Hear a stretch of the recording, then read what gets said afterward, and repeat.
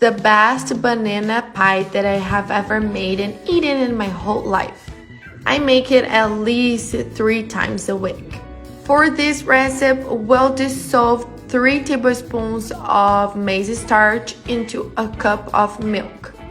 Then let's pour it in a pan with the stove still off, and let's put 200 grams of condensed milk, a tablespoon of vanilla essence. Then let's turn the stove on into medium heat and mix it until it gets to this texture.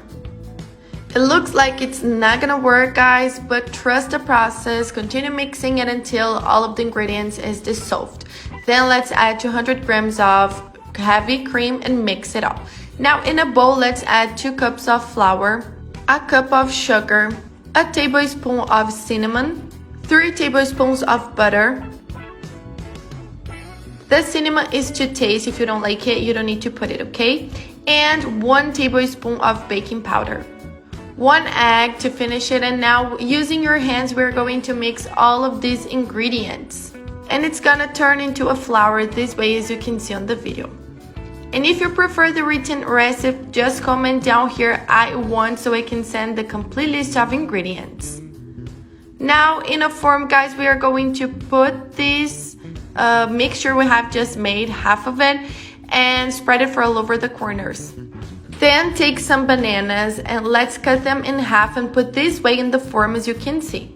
You prefer the type of banana you are going to use, okay guys, because it's not gonna change so much. Then let's put some spoons of the cream we made in the pan and spread it all over these bananas.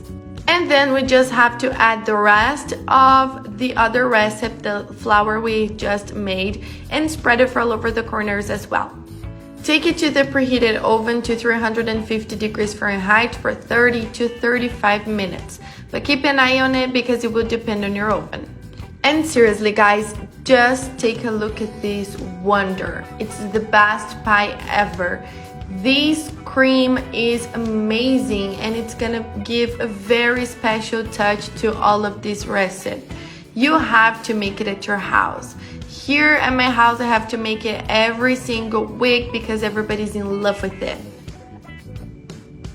And you can eat it when it's still warm. It's gonna be so much more special. Make it at your house, then come and tell me what you thought about it.